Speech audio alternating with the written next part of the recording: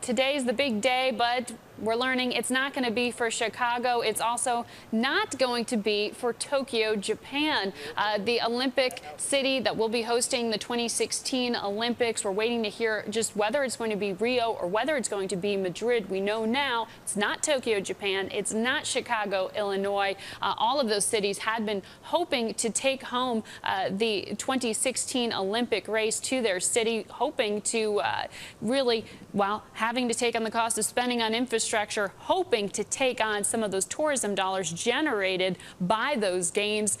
Just a few hours, we will understand, but an hour from now, we'll get the final ruling on whether it's Madrid or whether it's Rio. We go now live to Chicago. Our Michele Steele, native Chicagoan, on site. Are you hearing groans throughout the crowd there, Michele? You know what? Just the opposite, Margaret. You could hear a pin drop immediately after they announced that Chicago would not be going on to the second round. Quite frankly, this is a case where you really cannot trust the consensus estimates in advance. Nobody expected this kind of outcome. There were a couple audible gasps at first, and right now people are filing out of Dealey Plaza to be expected. There were some reports saying that something between 10 and 12,000 people had come to Dealey Plaza today. The city and certainly the organizers saying already that they had made every effort, every stop was pulled. Of course, President Obama, as well as Oprah Winfrey, as well as the First Lady, going over to Copenhagen to try to personally lobby these IOC members. Clearly, you never know how these things are going to shake out. Sometimes there are emotional decisions, certainly. We'll see how it pans out in the end, but here in Chicago, you know, a lot of broken hearts and certainly a lot of people disappointed. It would have been a big boon to the city economically. Some said between $4.4 billion up to $12 billion as far as the net effect is concerned.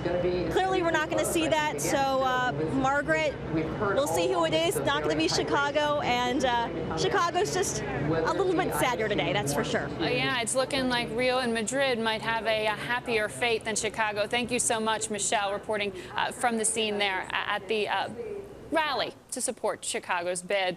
Julianna Goldman is live at the White House. President Obama, the First Lady, native Chicagoans, or at least it was the president's adopted city. Bit of an embarrassment, is it not, Julianna, that he went and personally lobbied and now Chicago didn't get it? More of a disappointment for this White House. I mean, they knew the stakes when they were going over there, but it got to a point with all the other heads of state from the competitors going, the president couldn't really say no. Some of the concern, and my colleague John McCormick, who's on the ground in Copenhagen, he had been saying days ago that some of the IOC members weren't too pleased that the president was only going for 4 hours. Tony Blair, who sort of set the standard for heads of state going over there to make the pitch, he was there for 2 days ahead of the vote, really wooing IOC members. White House officials, they did talk a little bit about the chance that the president wouldn't be able to bring home the gold for the U.S. And they said this isn't going to be a mortal blow. It's something that the White House is going to be able to get over. But it's more of a loss for the country and for the city of Chicago. Okay. All right, Julianna. Well, a little bit of a disappointment in Chicago as well at the White House. Julianna Goldman just telling us that.